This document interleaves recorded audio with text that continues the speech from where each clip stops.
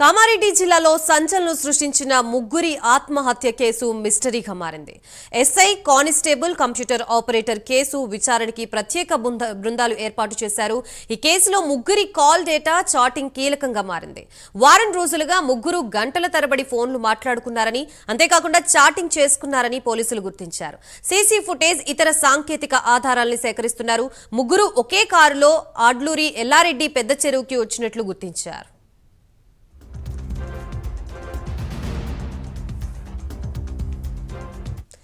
కామారెడ్డి జిల్లాలో జరిగిన ఈ సంఘటనకు సంబంధించి మనకి పూర్తి సమాచారం అందించడానికి మా ప్రతినిధి రాజేష్ సిద్ధంగా ఉన్నారు. రాజేష్,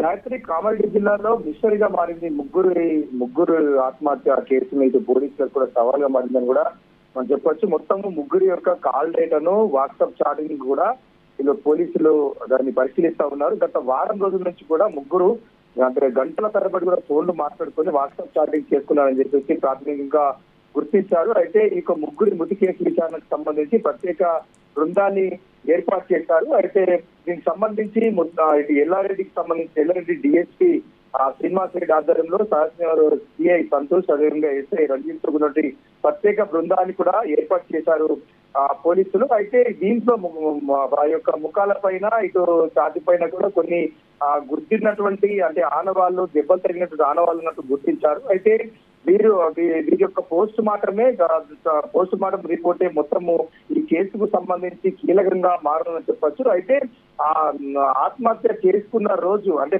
ఉదయం 11 గంటలకు నిఖిల్ ఉదయం 11 గంటలకు బైక్ పై బయటికి వెళ్ళాడని చెప్పి తెలుస్తా ఉంది. అయితే బైక్ యొక్క ఆచూకీ అయితే ఇంతవరకు కూడా పోలీసులు కనుగొలేకపోయారు. అయితే దీనికి సంబంధించి ఏదైతే సదాశివనగరం మండలంలో ఉన్న అడ్డూరు దగ్గర పెద్ద చెరువు సమీపంలో ఉన్నటువంటి బిక్కనూరు, కామారెడ్డి, జీపేట చెరువు సమీపంలో ఉన్నటువంటి హోటళ్లలో సీసీటీవీ ఫుటేజ్లను పోలీసు ప్రత్యేక బృందము పరిశీలించనుంది. అదేవిధంగా ఇప్పుడు ఎస్ఐ సాయి కుమార్ యొక్క భార్య వాంగ్మూలాన్ని కూడా ఈ రోజు ఇటు ప్రత్యేక బృందం ఎస్ఐ స్వగ్రామానికి వెళ్లి తెలుసుకున్నట్టు తెలుస్తా ఉంది. అయితే ఈ ముగ్గురు యొక్క బంధువులు, అదేవిధంగా స్నేహితులను కూడా పోలీసులు విచారించే అవకాశం ఉంది. మృతుల యొక్క cell phone data, WhatsApp chattings కూడా కంప్లీట్ గా తీసుకొని అసలు ఏ యాంగిల్లో జరిగింది ఆత్మహత్య, అసలు ఎందుకు వస్తుంది ముగ్గురు కూడా ఆత్మహత్య చేసుకునే కోణంలో కూడా పోలీసులు దర్యాప్తు చేస్తా ఉన్నారు.